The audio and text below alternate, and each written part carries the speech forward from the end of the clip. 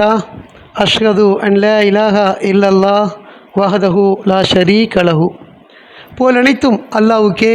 அந்த அல்லாஹுவை தவிர வேறு தெய்வங்கள் இல்லை என்று நான் சாட்சியம் பகர்கின்றேன். நாம் வழிபடக்கூடிய அந்த அல்லாஹ் ஒருவராகவும் தனித்தவராகவும் இணைகள் அற்றவராகவும் ஏகோபித்த அதிகாரத்திற்கு உரிமை உள்ள ஒருவராகவும் ஒவ்வொன்றின் படைப்பாளராகவும் படைத்த அதனை பரிபக்குவப்படுத்தக்கூடியவராகவும் இருக்கின்றார். அத்தகைய நம்முடைய மகத்தான ஞானமிக்க ஒருவரை, நம்முடைய எஜமானரை, நமக்கு வழங்கி கொண்டே இருப்பவரை, நம்முடைய பிரார்த்தனைகளுக்கு பதிலளிக்கக்கூடிய அந்த ஒருவரை, நம் அருகில் இருக்கக்கூடிய அந்த ஒருவரை இங்கே நாம் அவரை மட்டும் கலப்படமின்றி தனித்து வழிபடுவதற்காக,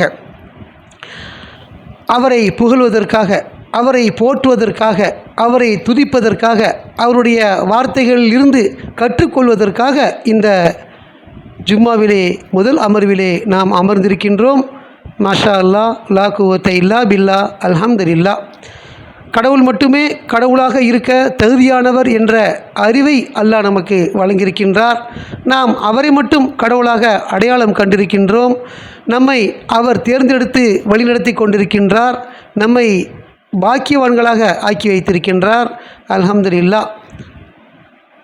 அல்லாஹ்வுடைய வார்த்தைகளான இந்த அல் குர்ஆன் மட்டுமே மார்க்கத்தின் ஆதாரம் என்றும், இந்த குர்ஆனை தவிர வேறு எந்த ஒன்றும் மார்க்கத்தின் ஆதாரமோ அடிப்படையோ கிடையாது என்றும் நாம் ஒரு தெளிவான புரிந்து கொள்ளுதலில் அல்லாஹ் நம்மை ஆக்கி வைத்திருக்கின்றார். அல்ஹம்துலில்லாஹ். அல்லாஹ்வுடைய வார்த்தைகளான இந்த அல் குர்ஆன் 114 அத்தியாயங்களை கொண்டதாகவும் 6346 வசனங்களை கொண்டதாகவும் உள்ளது. அதில் நாம் என்ன செய்கிறோம், தொடர்ச்சியாக சின்ன சின்ன சூறாக்கள் இருந்து பார்த்துக்கிட்டு வரோம். அந்த வரிசையில் நாம் சென்ற ஒரு உபதேசத்தின் போது 103 பிற்பகல் அல் அஸ்ர் அப்படின்னு சொல்லக்கூடிய ஒரு சூறாவில் 3 வசனங்களை பார்த்தோம். இப்போ தொடர்ச்சியாக அதுக்கு முந்தி இருக்கக்கூடிய ஒரு சூறா 102 சேகரித்தல் அப்படிங்கிற தலைப்புள்ள அத்தஹாசூர் அப்படின்னு சொல்லக்கூடிய அரபிய வார்த்தை. அந்த சூறாவில் ஒரு 8 வசனங்கள் இருக்குது. இன்ஷா அல்லாஹ் நாம் என்ன செய்வோம், இந்த வசனங்களை இருந்து படித்து இயன்றவரை நாம் கற்றுக்கொள்வோம். அல்லாஹ் நமக்கு எதனை கற்றுத்தர நாடுகின்றாரோ அதனை இங்கே நாம் கற்றுக்கொள்வோம். அல்ஹம்துலில்லாஹ். அல்லாஹ்வுடைய இந்த வார்த்தைகள் வளமான வார்த்தைகளாக இருக்கின்றது. திரும்ப திரும்ப படிக்க தூண்டக்கூடிய குர்ஆனாக இருக்கின்றது. ஒருபோதும் சலிப்பு தட்டாத வார்த்தைகளாக இந்த குர்ஆன் இருக்கிறது. சட்ட நுணுக்கங்களை அறிந்து கொள்ளக்கூடிய விதத்திலே இந்த குர்ஆன் அல்லாஹ் நமக்கு வழங்கியிருக்கின்றார். நம்முடைய நம்பிக்கையாளர்களுடைய வழிகாட்டியாக இந்த குர்ஆனை அவர் ஆக்கி அமைத்திருக்கின்றார். மனித சக்திக்கு அப்பாற்பட்ட முறையிலே இந்த குர்ஆன் வடிவமைக்கப்பட்டிருக்கிறது என்பது இந்த காலத்தின் வெளிப்பாடாக இருக்கின்றது. அந்த அடிப்படையிலே நாம் வெறுமன குர்ஆன் நமக்கு நம்முடைய சமுதாயம் கொடுத்தது என்பதற்காகவோ, நம்முடைய பெற்றோர் கொடுத்தார்கள் என்பதற்காகவோ அல்லாமல், நாமளே ஒவ்வொருவரும் சுயமாக அதனை பரிசோதித்து இந்த குர்ஆன் தானா என்று பரிசோதிக்கக்கூடிய அளவுக்கு கணித ரீதியான கட்டமைப்பில் அமைக்கப்பட்ட, ஒருபோதும் பொய்கள் நுழைய முடியாத, எந்த ஒரு எழுத்தையோ வார்த்தையோ வசனத்தையோ சேர்க்க முடியாத அளவுக்கு இந்த குர்ஆன் மிக சிறப்பான ஒரு அற்புதத்தை வெளிக்கொணர்ந்த காலகட்டத்தில் நாம் இருக்கின்றோம். அந்த அடிப்படையில் இந்த குர்ஆன் மிகவும் அல்லாஹ்வுடைய சத்தியமான வார்த்தைகள், உறுதியான வார்த்தைகள், சரியான வார்த்தைகள், தவறில்லாத வார்த்தைகள், ஒருபோதும் எந்த திருத்தமும் தேவையில்லாத வார்த்தைகளாக இந்த குர்ஆன் அமைய பெற்றிருக்கின்றது. அந்த அடிப்படையில் இந்த குர்ஆன் மீது நமக்கு அபரிமிதமான நம்பிக்கை, எந்த ஒரு வார்த்தை எடுத்தாலும் நமக்கு மிகவும் ஆழ்ந்த நம்பிக்கையுடையவர்களாக அல்லாஹ் நம்மை ஆக்கி வைத்திருக்கின்றார். அல்ஹம்துலில்லாஹ். அவுது பில்லாஹி மினஷ் ஷைத்தானிர் ரஜீம். சூரா 102 சேகரித்தல் அத்தஹாசூர் அப்படின்னு ஒரு தலைப்பு. சேகரித்தல் என்றாலே நாம் அறிஞ்சு வச்சுருக்கிறோம். என்ன, நாம் சேகரிக்கிறது, அதாவது பொருளாகவோ பணமாகவோ ஏதோ ஒரு வகையில் ஒவ்வொன்றையும் சேகரிக்கிறது. சேகரித்தலை பற்றி இஸ்லாம் என்ன சொல்லுது அப்படின்னு சொன்னால், நம்ம அல்லாஹ்வுடைய பாதையில் நேர்மையான முறையில் வாழ்ந்து நேர்மையான முறையில் பொருளீட்டி சேகரிக்கிறது நம்ம தடையில்லை. அதே சமயம் நமக்கு மரணம் எப்போ வரும்னு தெரியாது அப்படிங்கிறதுக்காக ஒரு அளவு நம்முடைய கட்டாய கடமையான ஜக்காத்தை கொடுத்துட்டு நம்ம வாழ்க்கையில் செலவு பண்ணி சேர்க்கறது தவறில்லை. ஏன்னா நமக்கு எப்போ நம்முடைய வாழ்வு முடியும்னு தெரியாது. நம்முடைய தேவைக்காக கடவுள் தந்துட்டு தான் இருப்பார். தரக்கூடியதை நம்ம போக தான தர்மங்கள் போக நம்முடைய செலவுகள் போக மீதத்தை சேர்க்கறது தப்பில்லை நம்ம அறிஞ்சு வச்சுருக்கிறோம். அதே சமயத்தில் அந்த சேகரித்தல் தவறான வழியில் இருக்கக்கூடாது. அதாவது ஹராமான வழியில் சேகரிக்கிறது, அதை நாம் செலவு பண்ணாமல் சேகரிக்கிறது, நாம் தான தர்மங்களை கொடுக்காமல் சேகரித்து வைக்கிறது எல்லாம் தடை செய்யப்பட்ட ஒன்றா இருக்குது. அந்த மாதிரி சேகரித்தா நம்ம நிலைமை என்ன அப்படிங்கிறத விளக்கி சொல்லக்கூடிய ஒரு சூறா தான் இந்த சேகரித்தல் அப்படிங்கிற ஒரு சூறா. ஆக நமக்கு சேகரித்தல் அப்படின்னாலே அல்லாஹ் காட்டிய வழியில் நம்ம சேகரிக்கணும் அப்படிங்கிறத நினைவில் கொள்ளணும். எந்த விதத்துலேயும் தவறான வழியில் வரக்கூடிய வருவாய்களை நம்ம தவிர்க்கணும். அதை ரிஜெக்ட் பண்ணணும், அதை ஏற்றுக்கொள்ளக்கூடாது. ஏன்னா அல்லாஹ் தான் நம்முடைய வாழ்வாதாரங்களை வழங்குறாரு, அவர் தான் கட்டுப்படுத்துகிறார். ஏழையாகவோ பணக்காரனாகவோ வாழ்வாதாரத்தை தான் விரும்பியவர்களுக்கு கொடுக்குறேன்னு சொல்கிறாரு, கட்டுப்படுத்துகிறேன்னு சொல்கிறாரு. அந்த அடிப்படையில் நம்முடைய தேவை மிக நிச்சயமாக நிறைவேறி கொண்டே தான் இருக்கும். அதில் எந்த மாற்றமும் இருக்காது. அந்த அனுபவத்தை நம்ம பெற்றுக்கிறோம். இந்த உலகத்துலேயே நம்ம பல குடும்பங்களை பார்க்குறோம். சில தம்பதிகளுக்கு குழந்தை இல்லை, சில தம்பதிகளுக்கு மிதமான குழந்தைகள் இருக்குது, சில குழந்தைகளுக்கு அதிகமான குழந்தைகள் இருக்குது. இப்படி பலவிதமான குடும்பங்களை நாம் என்ன செய்கிறோம், பார்க்குறோம். அப்படி பார்க்கும் பொழுது எல்லாருடைய வாழ்வாதாரமும் கடந்துக்கிட்டு தான் இருக்குது. யாருமே பசி பட்டினியில் இல்லை. அதிகமான பிள்ளை பெற்றாங்க, அதனால் இவங்க என்ன ஆகிட்டாங்க, கஷ்டப்படுறாங்கன்னு யாராவது சொல்கிறாங்களா? சொல்ல முடியாது. அதே சமயத்தில் பிள்ளையே இல்லாதவங்க கூட தன்னுடைய சொந்த உணவு கூட கஷ்டப்படக்கூடிய இருக்கிறான். அப்போவும் அந்த வாழ்க்கையில் அதிகமாக குழந்தை பெற்றவங்க, நமக்கு தெரிஞ்சு 10 குழந்தை பெற்றவங்க, 2 புள்ள பெண் புள்ள, 8 புள்ள ஆண் புள்ள இருக்கிறவங்க, எல்லா பிள்ளையுமே ஒரு டிகிரி ஹோல்டராக இருக்காங்க, படிக்க வச்சுருக்கிறாங்க. அப்போது 10 புள்ள பெற்றா கஷ்டப்படுவோம் அப்படிங்கிற கான்செப்ட்லாம் தவறுங்கிறது நம்முடைய வாழ்க்கையிலேயே நம்ம அதை பார்க்குறோம். அப்படி இல்லை அப்படிங்கிறத. ஸோ எல்லாமே அல்லாஹ் தான் கட்டுப்படுத்துகிறாங்களே தவிர தேவைக்கு தருவாங்களே தவிர நாம் என்ன செய்ய வேண்டியதில்லை. எந்த சமயத்துலேயும் தவறான வழியில் பொருளீட்ட வேண்டிய அவசியம் இல்லை அப்படிங்கிறத நம்ம புரிஞ்சுக்கிடணும். இதெல்லாம் நம்முடைய நம்பிக்கையின் வெளிப்பாடாக இருக்கும். நாம் உண்மையிலேயே அல்லாஹ் நம்பக்கூடியவங்களாக இருந்தால் அல்லாஹ் நமக்கு என்ன தேவையோ அதை தருவார் அப்படிங்கிற நம்பிக்கை நமக்கு ஆழமாக உறுதியாக இருக்கணும். அப்போ தான் அந்த செயல்பாடு செய்ய முடியும். நமக்கு நம்பிக்கை இல்லைன்னா அப்படி தான், கடவுள் சொல்கிறாரு தருவேன்னே, அது நடக்குமான்னு தெரியாது, நம்ம எப்படி செய்வோம் அப்படின்னா அது அவநம்பிக்கையின் வெளிப்பாடு. அதே சமயத்தில் நாம் தவறான வழியில் ஈட்டக்கூடியது நம்ம கையில் நிலைக்குமா, இருக்குமா, நம்மளை விட்டு போகுமா, நஷ்டப்படுவோமா, பல விஷயங்கள் இருக்குது, பல நடந்துக்கிட்டு இருக்குது இல்லையா? அப்போ அதனால் நம்முடைய லாபத்தை அல்லாஹ் தக்க வைப்பாரா நஷ்டப்படுத்துவாரா நமக்கு தெரியாது. நம்ம அல்லாஹ் சொல்லக்கூடிய வழியில், ஹலாலான வழியில் நம்ம ஒரு யக்கீன் உறுதியை அடைஞ்ச நிலைமையில் நாம் அதை பின்பற்றினா நமக்கு உண்மையில் அது பயனளிக்கும்.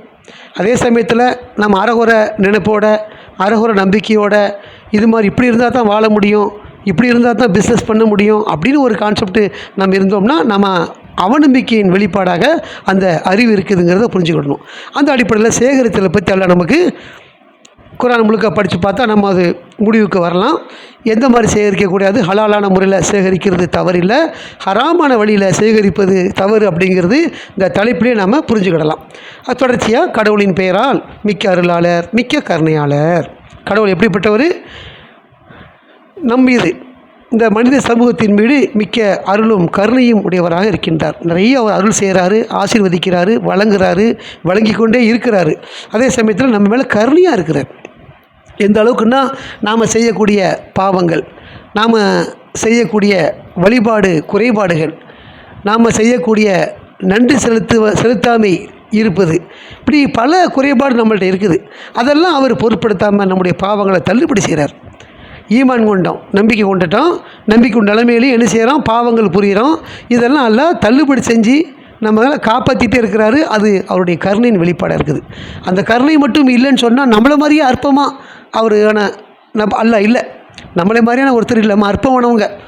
எவ்வளோ இருந்தாலும் கொடுக்குறதுல குறை விஷயம் நிறைய இருக்குதா, தாராளமாக கொடுப்போம் அப்படிங்கிற மனசெல்லாம் வருதா அப்படின்னா அது அற்பமாக நம்ம இருப்போம். பெரும் பாவம் செய்யக்கூடியவனாக இருக்கிறான், கொலை செய்யக்கூடியவனாக இருக்கிறான், இவனெல்லாம் கொல்லணும், அடிக்கணும், மிதிக்கணும்னு சொல்லி நினைக்கக்கூடிய மனிதர்கள் இருக்கிறாங்க. ஆனால் நம்பிக்கையாளர் ஆகிட்டாங்கன்னா கடவுளுடைய அந்த பண்பு நமக்கும் வந்துடும். எல்லாம் மன்னிக்கிறாரா, நாமளும் மன்னிக்கக்கூடிய தன்மைக்கு வருவோம். நாம் வந்து கரடுமுரடாக இருந்தோம்னு சொன்னால், நம்பிக்கையற்ற நிலைமையில் இருந்தோம்னு சொன்னால், நாமளும் என்ன செய்வோம்? அவனை மாதிரி தான் கூச்சல் போடுவோம். 100 கொலை பண்ணவனை சும்மா விடலாமா? ஆனால் அப்படியே அடிக்கணும், மிதிக்கணும், கொல்லணும் அப்படின்னு பேசுவோம். ஆனால் அல்லாஹ் அப்படிப்பட்டவராக இல்லை. அவர் வந்து அருளாளராக இருக்கிறாரு, கருணையாளராக இருக்கிறாரு அப்படிங்கிறத குர்ஆனில் பார்க்குறோம். கிட்டத்தட்ட 40 வருடம் வரைக்கும் கடவுளை தேர்ந்தெடுக்கக்கூடிய வயதாக அல்லாஹ் வைத்திருக்கின்றார். 40 வயதிற்கு பின்னால் தான் அவனுக்கு பொறுப்பே அல்லாஹ் வழங்குறார். அதுக்கு பின்னால் செய்யக்கூடிய விஷயங்களுக்கு தான் கேள்வி பதிலே இருக்குது, விசாரணை இருக்குது. 40ற்கு முன்னால் மரணிக்கக்கூடிய எந்த ஒருவரும் சொர்க்கம் செல்றார் அப்படிங்கிறத நாம் குர்ஆன்லேயே பார்க்குறோம். 46, 15, 16 படித்து பார்த்தோம்னா தெரியும். அந்த அடிப்படையில் அல்லாஹ் நம்மீது ஒரு மாபெரும் கருணையும் கிருபையும் உடையவராக இருக்கின்றார். அல்ஹம்துலில்லாஹ். முதல் வசனம், அவுது பில்லாஹி மினஷ் ஷைத்தானிர் ரஜீம். சேகரித்தலில் தொடர்ந்து மூழ்கியவர்களாக நீங்கள் இருக்கின்றீர்கள் அப்படின்னு சொல்கிறார். ஒரு வசனம் படிக்கிறோம்னா அது நம்ம நோக்கி சொல்லுதுன்னு நினைக்கணும். இது வசனம் நமக்கு இல்லை, நாமெல்லாம் நம்பிக்கையாளர், நம்மளே சொல்லுகிறது. நாமெல்லாம் ஈமான் கொண்டிருக்கிறோம், இதெல்லாம் ஈமான் கொள்ளாதவனை பார்த்து சொல்லக்கூடிய வசனமாக இருக்குது அப்படின்னு நினச்சி கடந்து போயிடக்கூடாது. நம்மளை நோக்கி தான் சொல்லுதுன்னு புரிஞ்சுக்கிடணும். ஏன்னா குர்ஆன் நமக்கானது. முக்கியமாக எல்லாருக்குமான ஒரு குர்ஆனு நமக்கு அறிவுரை சொல்லக்கூடிய, நினைவுபடுத்தக்கூடிய, திரும்ப திரும்ப பார்க்கக்கூடிய வசனங்கள் நமக்கு அல்லாஹ் கொடுத்துருக்கிறாரு. அப்போது அந்த இடத்துல சேகரித்தலில் தொடர்ந்து மூழ்கியவர்களாக நீங்கள் இருக்கின்றீர்கள் அல்லாஹ் ஒன்று சொல்லும் பொழுது நம்ம ஆமாம் நாங்கள் சப்மிட் ஆகணும், ஒப்புக்கொள்ளணும். அந்த இடத்துல ஆமாம் நான் அப்படி தான் இருக்கிறேன் அப்படின்னு சொல்லி, நான்லாம் நம்பிக்கையாக இருக்கிறேன், நான்லாம் சேகரித்தல் இல்லை அப்படி இப்படி எவனா சொல்ல முடியுமா? நம்ம இன்றைக்கி சம்பாதிக்கிறத பொறுத்துமே எல்லாத்தையும் வாரி வழங்கிடுறோமா?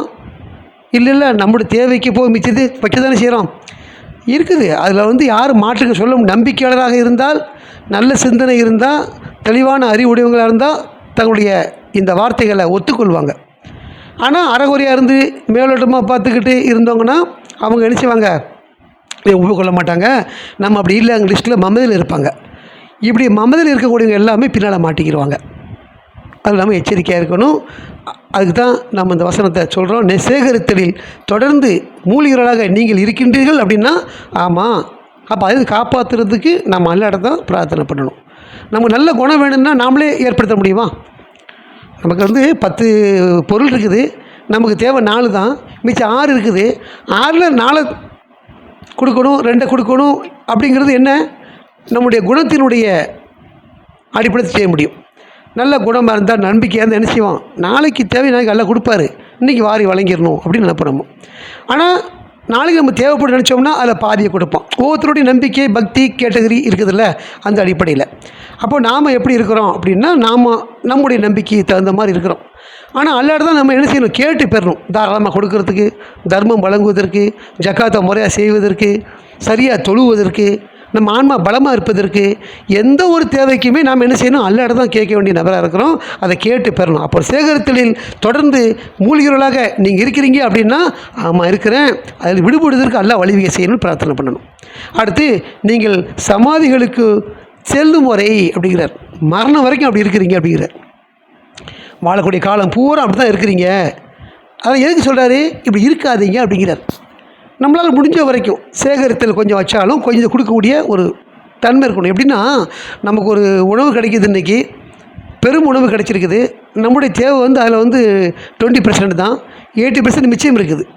இந்த 80% மிச்சத்தை நம்ம என்ன செய்வோம்? நாளைக்கு பயன்படுத்தலாம் வச்சுட்டே இருப்போமா?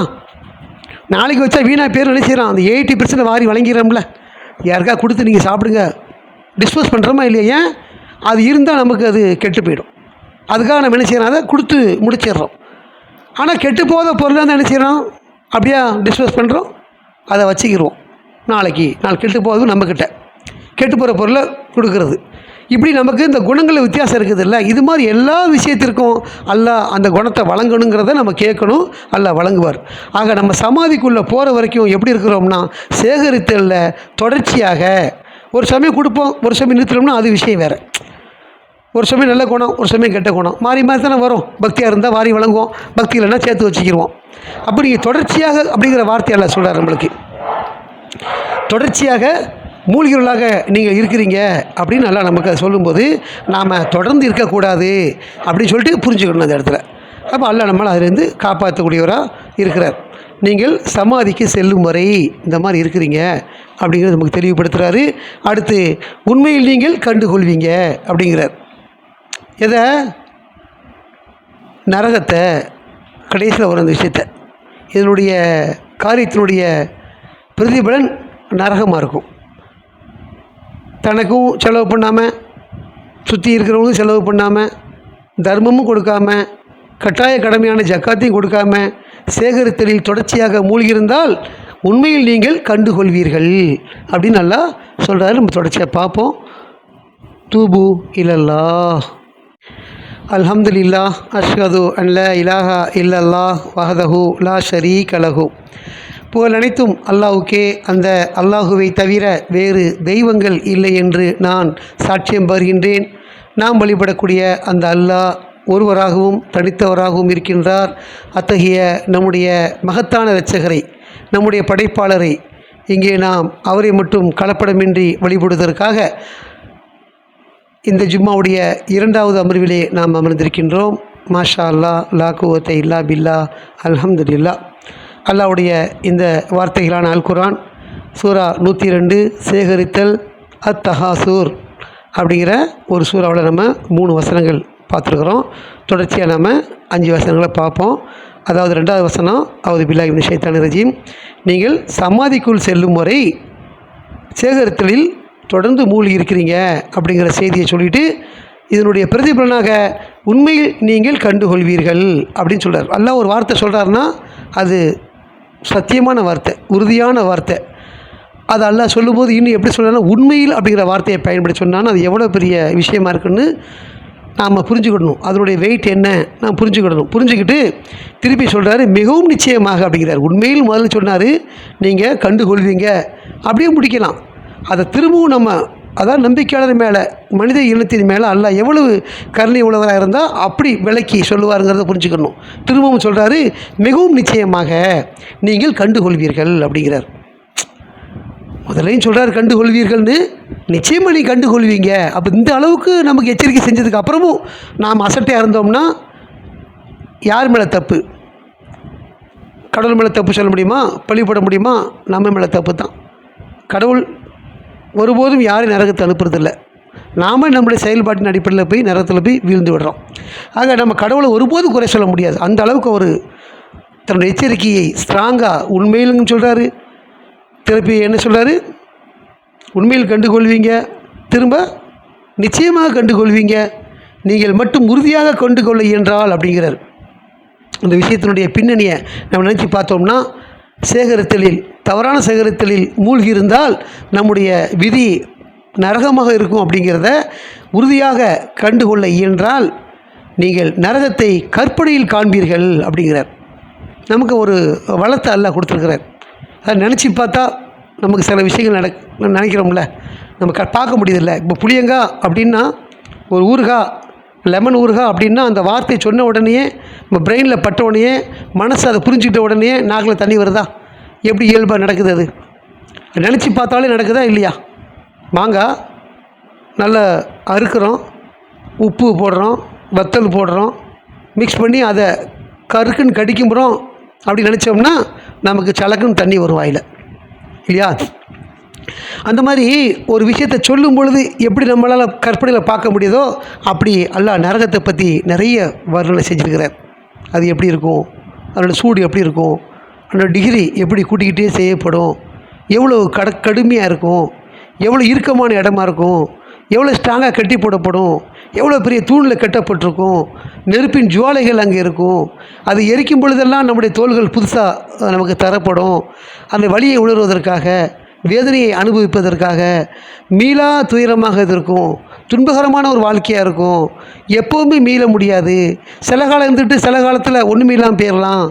நான் மண்ணோட மண் ஆயிருக்கணுமே அப்படின்னு புலம்பக்கூடிய அளவுக்கு, ஆனால் மண்ணாகவும் ஆக முடியாது அப்படின்னு சொல்லக்கூடிய அளவுக்கு நிறைய வர்ணனைகள் எல்லாம் நமக்கு இந்த குர்ஆனில் சொல்கிறார். அந்த வர்ணனைகளை நீங்கள் கற்பனையில் காண்பீர்கள் அப்படிங்கிறார்.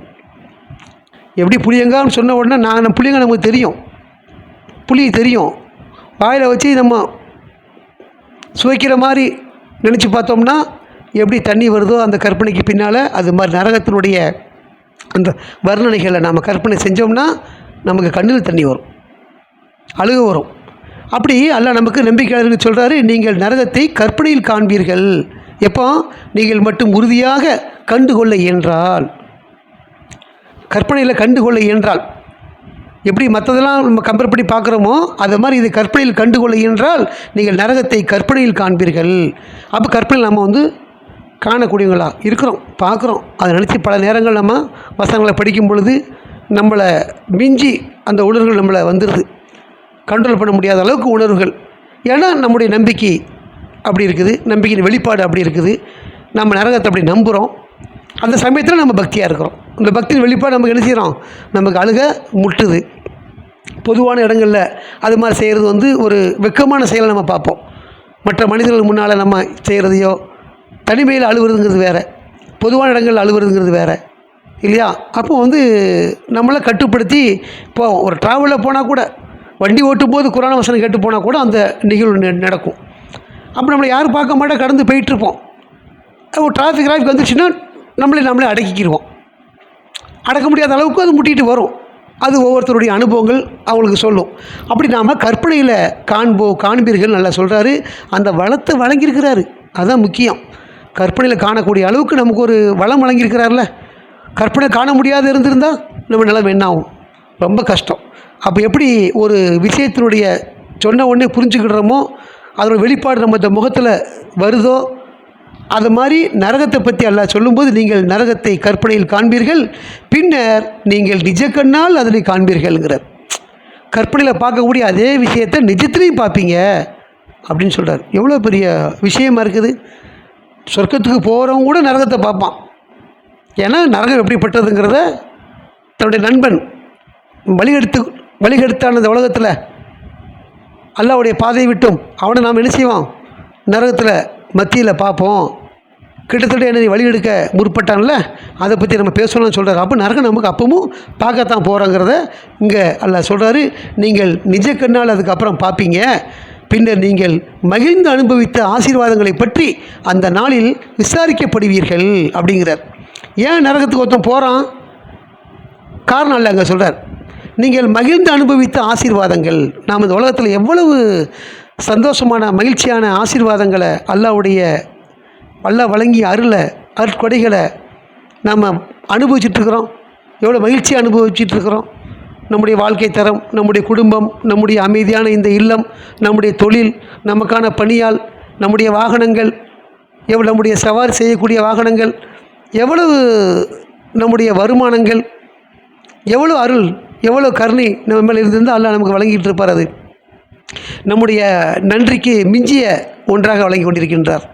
நம்முடைய வழிபாட்டுக்கு மிஞ்சிய ஒன்றாக அல்லாஹ் வழங்கி கொண்டிருக்கின்றார். மக்கள் மத்தியில் பார்க்குறோம், நம்மளை விட குறைவான வசதியில் குறைவு, சரீர சுகத்தில் குறைவு, வருமானத்தில் குறைவு, நம்மளை விட குறைவான ஆடைகள், நம்முடைய ஆடையிலிருந்து தரத்தில் குறைந்த ஆடைகள், நம்மளை விட சின்ன வீடு, நம்மளை மாதிரி சொகுசு இல்லை. அப்படிப்பட்ட ஏராளமான மனிதர்களை நாம் என்ன செய்கிறோம்? இந்த உலகத்தில் சமகாலத்தில் நம்மளோட பயணிக்கக்கூடிய வாழ்க்கையில் உள்ள மக்களை நாம் என்ன செய்கிறோம்? பார்க்குறோம். அப்படி இருக்கும்பொழுது அல்லாஹ் அவங்களோட நம்மளை சிறப்பாக்கி வச்சுருக்கிறார். நாமளே ஒரு சொந்தமாக வேலை செஞ்சு சம்பாத்தியம் பண்ணி சாப்பிடக்கூடிய அளவுக்கு அல்லாஹ் நம்மளை உயர்வு வச்சுருக்கிறார். அது நாம் மகிழ்ந்து அனுபவித்த ஆசீர்வாதமாக இருக்குது.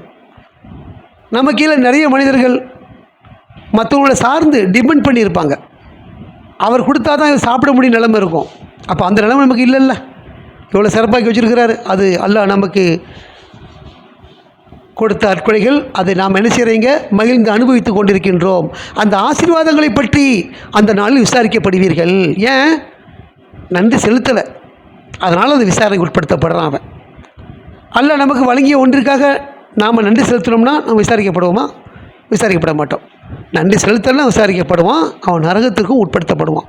அப்போ இங்கே அல்லாஹ் நமக்கு சொல்லக்கூடிய முக்கிய செய்தி என்னென்னா, அல்லாஹ் நமக்கு எதனை வழங்கியிருக்கின்றாரோ, எவ்வளோ சௌகரியங்கள், எவ்வளோ சுகங்கள், அதற்கு நாம் என்ன செய்யணும்? நன்றி செலுத்தக்கூடிய நபராக இருந்தோம்னா அந்த ஆசீர்வாதத்திற்கு, அந்த மகிழ்ந்து அனுபவித்த அற்கொலைகளுக்கு நன்றி செலுத்தக்கூடிய மக்களாக இருந்தோம்னா அந்த நாளில் நம்முடைய விசாரணை எளிமையாக இருக்கும். நன்றி செலுத்தாத மக்களுக்கு என்னவாக இருக்கும்? விசாரணை கடுமையாக இருக்கும். நீங்கள் அதுக்காக தான் விசாரிக்கப்படுவீங்க அப்படிங்கிறத இந்த 8வது வசனத்தில் அல்லாஹ் சொல்கிறார். அப்போ நாம் என்ன செய்யணும்? எந்த ஒரு அனுபவிப்பையும் நாம் நடக்கக்கூடிய மனிதனாக இருக்கிறோமா, நடக்காத மனிதனுக்கு மத்தியில் நாம் நடக்கக்கூடிய கால்களை அல்லாஹ் வழங்கியிருக்கிறார். பிடிக்க முடியாத கைகள் இல்லாத மக்கள் மத்தியிலே அல்லாஹ் நமக்கு பிடிக்கக்கூடிய கைகளை கொடுத்திருக்கிறார். பேச முடியாத வாய்களை கொடுத்த மக்கள் மத்தியிலே பேசக்கூடிய வாயை அல்லாஹ் நமக்கு கொடுத்திருக்கிறார். பல விஷயம் இருக்குது. உண்ண முடியாத உணவுகள் இருக்குது, நாம் உண்றோம். பல் இல்லாத மனிதன் இருக்கிறான், அவனுக்கு சாஃப்டான உணவு மட்டும்தான் சாப்பிட முடியும். முறுக்கு மாதிரியான உணவுகள்லாம் கடித்து திங்க முடியாது. அப்போ அதை நமக்கு அல்லாஹ் வழங்கியிருக்கிறார். இதெல்லாம் நினச்சி பார்க்குறோமா? அல்லாஹ் நமக்கு வழங்கிய ஆசீர்வாதங்கள் மகிழ்ந்து அனுபவிக்கிறோம். அந்த மகிழ்ந்து அனுபவித்த ஆசீர்வாதங்களுக்கு நன்றி செலுத்துகிறோமா அப்படின்னா அது ரொம்ப சொற்பமாக குறைவாக இருக்குது. அதை நாம் என்ன செய்யணும்? அதிகப்படுத்தணும், தீவிரப்படுத்தணும். நன்றி செலுத்துதலில் நம்ம தொடர்ச்சியாக இருக்கணும். ஒரு பொருள் தேடுறோம் நம்ம டேபிளில், ஜஸ்ட்டு இப்போ தான் வச்சோம், ஆனால் அது காணலைன்னு சொன்ன உடனே நமக்கு என்ன பதட்டம் ஏற்படுது? உடனே பிரார்த்தனை நம்ம செய்கிறோம், அந்த இடத்த செய்கிறோம். இந்த பொருள் காணல கிடையாது, ஏன்னா முக்கியமான பொருளாக இருக்குது, கிடைக்கணும்னு ஒரு சைதா பண்ணி அது பிரார்த்தனை பண்ணுறோம். ஜஸ்ட்டு 2 மினிட்ஸ்லேயே கொஞ்சம் நேரத்தில் கிடச்சிருது. அங்கே தான் இருக்குது, நம்ம கண்ணுக்கு தான் தெரியல ஆக்சுவலாக. ஏன்னா அல்லாஹ் தானே கட்டுப்படுத்துகிறாரு, நம்ம பார்வை எது தெரியும்னு தெரியக்கூடாதுன்னு. அப்போ அந்த இடத்துல திரும்ப பார்த்தா அங்கேயே தான் இருக்குது, நம்ம கண்ணால் தான் பார்த்துருக்க முடியல அந்த விஷயத்தை. அப்போ கிடைச்ச மாத்திரத்தில் எப்படி நாம் ஒரு பிரார்த்தனை செய்யும்போது சஜிதா பண்ணி இந்த பொருள் எனக்கு கிடைக்கும்னு கேட்டோமோ, அந்த பொருள் கிடைச்சதுக்கப்புறம் திரும்ப சஜிதா பண்ணி நம்ம செய்கிறோமா அப்படின்னா அது சொற்பமாக இருக்கும். கிடைச்சிட்டா அந்த கிடைச்ச மகிழ்ச்சியில் சும்மா இருந்துருவோம். அப்படி இருக்கக்கூடாது. அல்லாஹ் நிறைய நமக்கு நினைவூட்டப்பட்டால் அதை செய்யக்கூடிய மக்களாக இருப்போம். அதே சமயத்தில் உடனே அந்த கிடைச்ச சந்தோஷத்துலேயே நம்ம என்ன செய்கிறோம்? நல்லடியாராக இருந்தால், ஒரு சப்மிட்டராக இருந்தால், நம்பிக்கையாக இருந்தால் இம்மீடியட்டாக நம்ம என்ன செய்கிறோம்? அந்த இடத்துல ஒரு சரணடைஞ்சு அதுக்கு நன்றி செலுத்துகிறோம். இதை கிடைக்க செஞ்ச அல்லாஹ்வுக்கு எல்லா புகழும், உமக்கு எல்லா நன்றியும் புகழும் சொல்லி திரும்ப நம்ம சஜிதா செய்கிறோம். இதுதான் நன்றி செலுத்துதல். இந்த மாதிரி நன்றி செலுத்துதல் எல்லா காரியங்களும் இருக்குதா? குடிக்கிற தண்ணியிலேருந்து, சாப்பிட்ற உணவுலேருந்து, தங்குற வீட்டிலேருந்து எவ்வளவு மகிழ்ந்து அனுபவித்து கொண்டிருக்கிறோம். நாம் என்ன செய்கிறோம்? அதுக்கு நன்றி. அல்லாஹ் வழிபடுவதில் நம்ம முனைஞ்சிருக்கணும். அசட்டை காட்டக்கூடாது. நேரம் கிடைக்கும்போது தொழுவுறது, நேரம் இல்லைனா விட்டுறது, அதில் அசட்டையாக இருப்பது, தூக்கத்திலேருந்து எழுந்து அதிகாலையில் தொழுவது, இதெல்லாம் அவர் செஞ்ச கட்டளையை நம்ம செய்யும் பொழுது நன்றி செலுத்தக்கூடிய மக்களாகிடுவோம். அவர் வழிபடும் பொழுது ஒவ்வொரு நினச்சி பார்த்து நாம் நன்றி செலுத்தக்கூடிய மக்களாக இருந்தால் நமக்கு அல்லாஹ் இன்னும் அதிகமாக தருவார். அப்படி நன்றி செலுத்துதலை குறைவு செய்யாமல் நம்ம இருந்தோம்னு சொன்னால் நம்முடைய விசாரணை அங்கே என்னவாக இருக்கும்? இலகுவாக இருக்கும். அப்படிங்கிறத நம்ம கற்றுக்கொள்கிறோம். ஆக நீங்கள் மகிழ்ந்து அனுபவித்த ஆசீர்வாதங்களை பற்றி அந்த நாளில் விசாரிக்கப்படுவீர்கள். அதுக்கு நீங்கள் தயாராக இருந்துக்கிறங்க. அப்போ நாம் எதை மகிழ்ந்து அனுபவிக்கிறோமோ அதுக்கு நன்றி செலுத்தக்கூடிய மக்களாக இருக்கணும் அப்படின்னு அல்லாட்டையே நாம் பிரார்த்தனை பண்ணி அந்த நல்ல குணத்தை நமக்கு அல்லாஹ் தருவாராகனு பிரார்த்தனை பண்ணி இந்த ஜும்மாவுடைய 2ஆம் அமர்வை நிறைவு செய்வோம். வார்த்தையின் பூரணத்தும் அல்லாஹ்வுக்கே. மாஷா அல்லாஹ், லா குவத்தை இல்லா பில்லா, அல்ஹம்துலில்லாஹ்.